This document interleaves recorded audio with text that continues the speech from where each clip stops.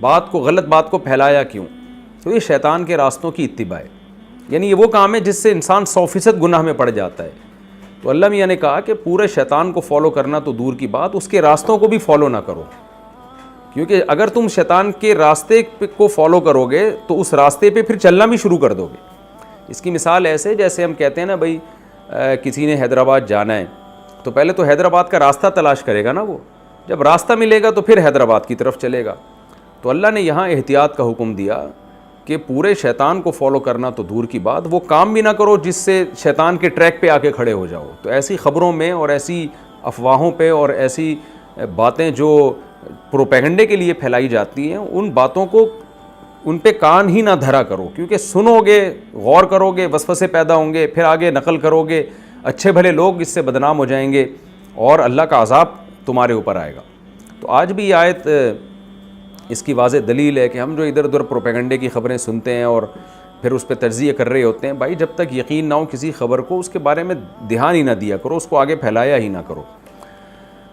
آگے اللہ تعالیٰ فرماتے ہیں وَمَن يَتَّبِعْ خُطُوَاتِ الشَّيْطَانِ، جو شیطان کے راستوں کی اتباع کرتا ہے، فَإِنَّهُ يَأْمُرُ بِالْفَحْشَاءِ وَالْمُنکَرِ، تو شیطان تو ہمیشہ بے حیائی اور بری بات ہی کا حکم دیتا ہے، اس کا رزلٹ تو بے حیائی اور برائی ہی کی صورت میں ظاہر ہوگا۔ یہ ایسے ہی ہے کہ کوئی بتا رہا ہو کہ بھائی تم فلاں علاقے کا راستہ تلاش کر رہے ہو تو وہ راستہ تو گہری کھائی میں ہی جا کے گرے گا، تو کیوں ایسے راستوں کو تلاش کر رہے ہو تم؟ آگے اللہ فرماتے ہیں وَلَوْلَا فَضْلُ اللَّهِ عَلَيْكُمْ وَرَحْمَتُهُ، ایک اشکال کا گویا جواب دیا جا رہا ہے اس آیت میں کہ قرآن خود کہہ رہا ہے کہ یہ شیطان کی پیروی ہے کہ کسی نے خبر چھوڑ دی اور پھر اس کو نقل در نقل تم نے کرنا شروع کر دیا۔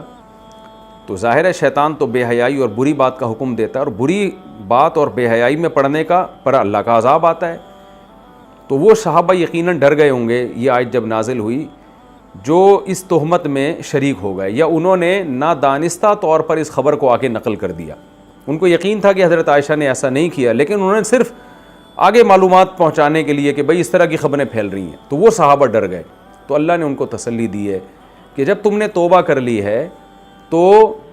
اب تمہیں ڈرنے کی ضرورت نہیں ہے۔ کیوں؟ وَلَوْلَا فَضْلُ اللَّهِ عَلَيْكُمْ وَرَحْمَتُهُ، اگر اللہ کا فضل اور رحمت نہ ہوتی، مَا زَكَىٰ مِنكُم مِّنْ أَحَدٍ أَبَدًا، تو تم میں سے کبھی بھی کوئی گناہ سے پاک نہ ہوتا۔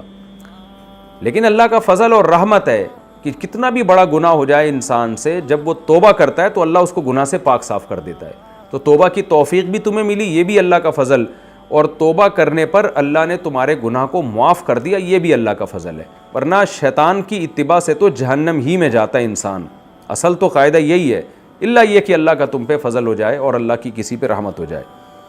آگے اللہ فرماتے ہیں وَلَٰكِنَّ اللَّهَ يُزَكِّي مَن يَشَاءُ، لیکن اللہ جس کو چاہتا ہے گناہ سے پاک کر دیتا ہے، توبہ کی توفیق دے کے اور توبہ قبول کر کے۔ تو منافقین کو نہ توبہ کی توفیق ملی اور نہ انہوں نے توبہ کی۔ وجہ کیا ہے؟ واللہ سمیع علیم، اللہ سننے والا اور جاننے والا ہے۔ سننے والا ہے، جو توبہ کرے گا اس کی توبہ سنتا ہے۔ جاننے والے کا مطلب توفیق اسی کو ملتی ہے جو توبہ کا اہل بھی ہوتا ہے۔ تو منافقین کے بارے میں اللہ جانتا ہے کہ یہ ہٹ دھرم ضدی لوگ ہیں، انہوں نے اسلام کی حقانیت کے اتنے دلائل دیکھے ہیں، اس کے بعد بھی یہ پروپیگنڈا کر رہے ہیں، تو یہ اس قابل ہی نہیں ہے کہ ان کو توبہ کی توفیق ملے۔ ان کے حالات جانتا ہے، لہذا اس لیے اللہ نے ان کو توبہ کی توفیق نہیں دی۔ تو یزکی من یشاء کی وجہ اللہ نے بیان کی، جس کو چاہتا ہے اللہ پاک کر دیتا ہے۔ کرتا کس کو ہے؟ جس کی توبہ سنتا ہے اور جس کو توبہ کی توفیق ملتی ہے۔ وَلَا يَأْتَلِ أُولُو الْفَضْلِ مِنْكُمْ، اب ہوا یہ تھا کہ حضرت مصطح رضی اللہ تعالیٰ عنہ جو اس تہمت میں شریک ہو گئے تھے، حضرت عائشہ رضی اللہ تعالیٰ عنہ پہ جو منافق نے تہمت لگائی، تو وہ بھی انہوں نے بھی اس کو نقل کیا۔ تو حضرت جب انہوں نے توبہ کر لی، حسان ابن ثابت بھی تھے اور مصطح رضی اللہ تعالیٰ عنہ بھی تھے اور حضرت حمنہ بھی تھیں،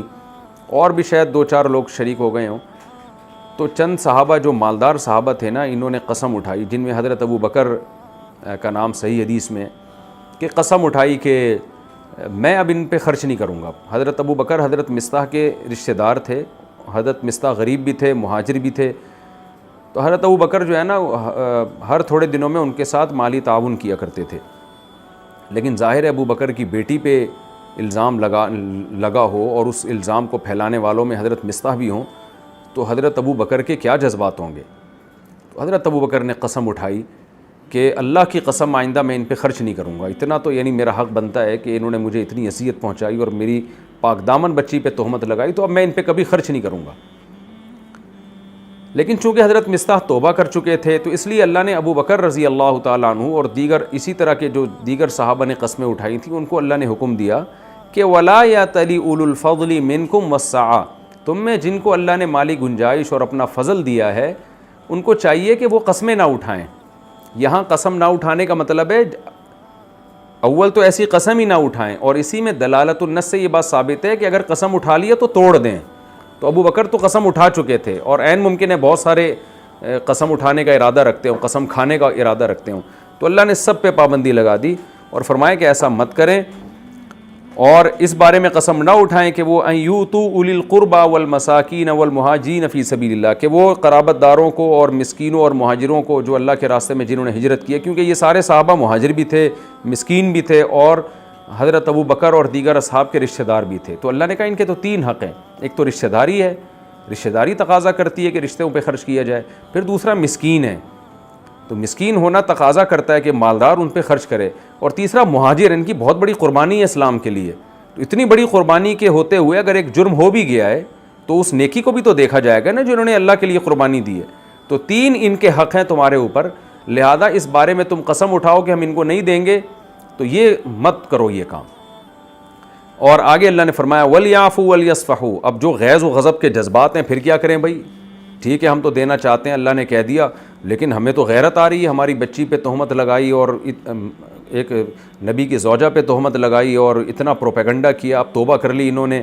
تو اب ہمارے جذبات تو مجروح ہو رہے ہیں۔ تو اللہ نے کیا فرمایا وَلْيَعْفُوا، چاہیے کہ معاف کر دو، اور وَلْيَصْفَحُوا، اور نظر انداز کر دو، بھول جاؤ کیا ہوا تھا۔ کیوں؟ الا تحبون ان یغفر اللہ لکم، کیا تم یہ نہیں چاہتے کہ اللہ تمہاری بھی غلطیوں کو معاف کرے؟ اگر اللہ اگنور کرنا چھوڑ دے اور اللہ بھی تمہاری غلطیوں کو پکڑ کے بیٹھ جائے کہ میں نے تمہیں کھلایا، آسمان سے بارشیں برسائیں، تمہاری ماں کی چھاتیوں میں دودھ پیدا کیا اور زمین سے تناور درخت اگائے، اس کے بعد تم نے جرم کر کیسے لیا؟ وہ بھی اگر اللہ بھی اڑ جائے اپنی بات پر اور کہے کہ میں نہیں معاف کروں گا تو تمہارا کیا بنے گا؟ تو جیسے تم یہ چاہتے ہو کہ ہماری غلطیوں کو اللہ اگنور کرے، نظر انداز کرے، معاف کرے، تو مخلوق کو بھی تم معاف کرو اور ان کی غلطیوں کو بھی نظر انداز کرو۔ واللہ غفور الرحیم، اللہ معاف کرنے والا اور رحم کرنے والا ہے۔ کیا مطلب؟ تم اگر معاف کرو گے تو اللہ تو تم سے زیادہ معاف کرنے والا ہے، وہ تمہاری خطاؤں کو معاف کرے گا۔ جب یہ آیت نازل ہوئی تو صحیح حدیث میں ہے حضرت ابو بکر نے فرمایا فوراً بلا یا ربی، اے اللہ کیوں نہیں، میں تو چاہتا ہوں میری غلطیاں معاف ہوں۔ یعنی اللہ نے فرمایا نا الا تحبون ان یغفر اللہ لکم، کیا تم چاہتے نہیں ہو اللہ تمہیں معاف کرے؟ تو حضرت ابو بکر نے فوراً اپنی قسم توڑی، کفارہ ادا کیا اور فرمایا اللہ میں تو چاہتا ہوں میری غلطیاں معاف ہوں، میرے پاس تو یہ بہترین آپشن آ گیا اپنی غلطیاں معاف کروانے کا۔ تو فوراً حضرت مصطح پہ انہوں نے خرچ کرنا شروع کر دیا۔ آگے اللہ تعالیٰ فرماتے ہیں ان الذین یرمون المحصنات الغافلات، یہ تو وہ لوگ تھے جنہوں نے توبہ کر لی تھی، حضرت مصطح نے توبہ کر لی، حضرت حسان نے توبہ کر لی، حضرت حمنہ نے توبہ کر لی، لیکن جنہوں نے توبہ نہیں کی اللہ ان کے بارے میں فرماتے ہیں کہ دیکھو ان الذین یرمون المحصنات الغافلات، وہ لوگ جو تہمتیں لگاتے ہیں پاک دامن عورتوں پر، غافلات بھولی بھالی عورتوں پر، جن کو بے حیائی کا کچھ پتہ ہی نہیں ہے، غافل ہیں، جیسے حضرت عائشہ اور نبی کی دیگر ازواج اور نبی کی بیٹیاں اور صحابہ کی ازواج اور ان کی بیٹیاں جو اچھے خاندانوں کی تھیں، غافل تھیں، وہ ان کو تو یہ بے حیائی اور ان چیزوں میں کوئی دلچسپی نہیں تھی، غافل تھیں ان تمام چالاکیوں سے۔ اور مومن بھی ہیں، اللہ فرماتے ہیں ان پر لعنت کی گئی ہے دنیا میں بھی اور آخرت میں بھی۔ وَلَهُمْ عَذَابٌ عَظِيمٌ، اور ان کے لیے بڑا عذاب ہے۔ یہ کس دن ہوگا بڑا عذاب؟ یوم تشہد علیہم السنتہم،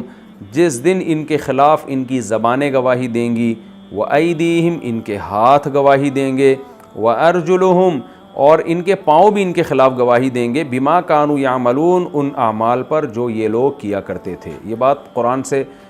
اور احادیث سے بہت وضاحت کے ساتھ ثابت ہے کہ نافرمانوں کے اپنے اعضاء ان کے خلاف گواہی دیں گے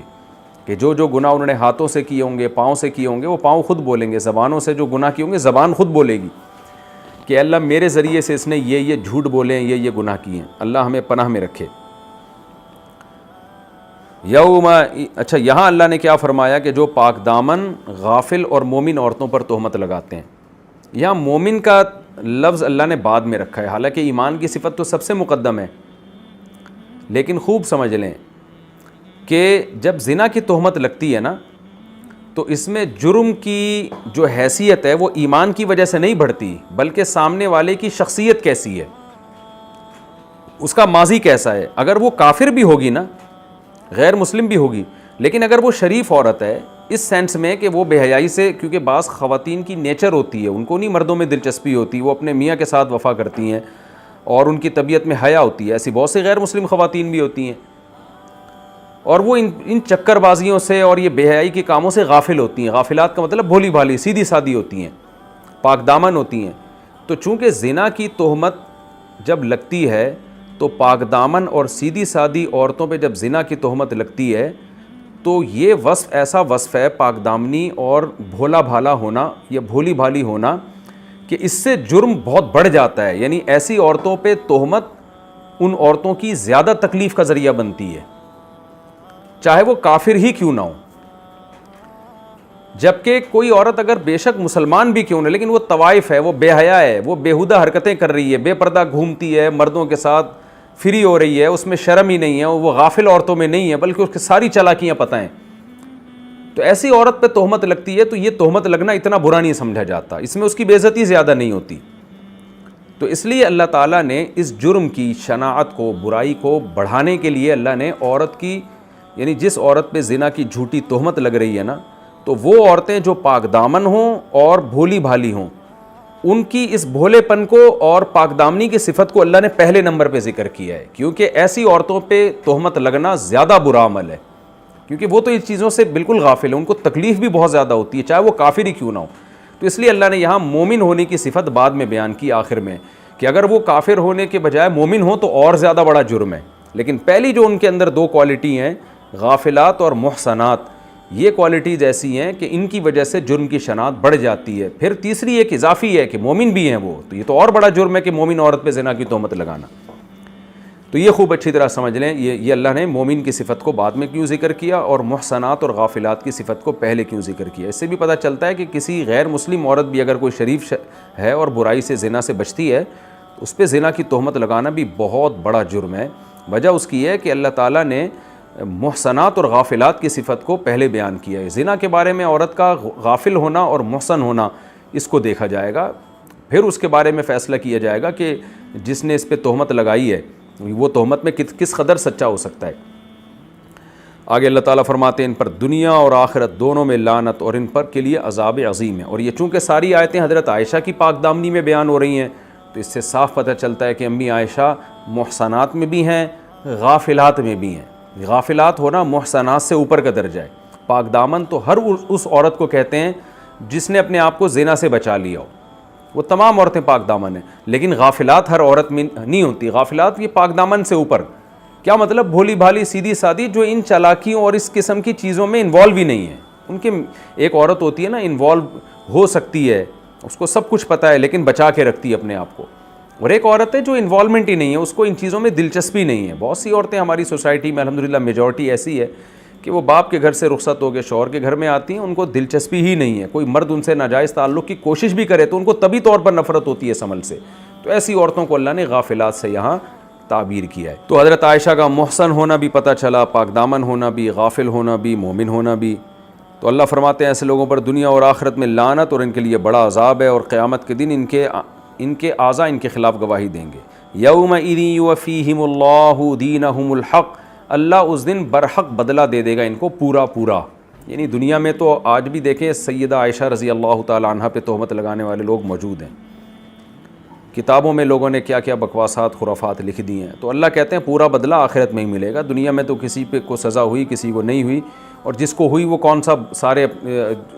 تھے جنہوں نے توبہ کر لی، وہ پھر اسی برائی پہ ڈٹے رہے۔ تو اصل سزا آخرت میں ملے گی جس دن اللہ پورا پورا بدلہ دیں گے۔ وَيَعْلَمُونَ، اور ان کو ظاہری طور پر بھی یقین آ جائے گا، ان اللہ هو الحق المبین، کہ اللہ ہی برحق تھا۔ اللہ نے جو عائشہ کو کہا تھا، سیدہ عائشہ کو، کہ وہ پاک دامن ہے، تو واقعی پاک دامن تھی، المبین، اور اللہ ہی کھول کھول کے ایسا ہے جو حق کو بیان کرتا ہے۔ اور اس آیت کا یہ بھی مطلب ہو سکتا ہے کہ آخرت میں جب دیکھ لیں گے نا عذاب اپنی آنکھوں سے تو ان کو یقین آ جائے گا کہ اللہ واقعی برحق ہے، اس نے جو عذاب کا وعدہ کیا تھا وہ وعدہ بھی سچا تھا، اور اس نے واقعی اس عذاب کو کھول کھول کے بیان کر دیا تھا، لہذا اللہ مبین بھی ہے۔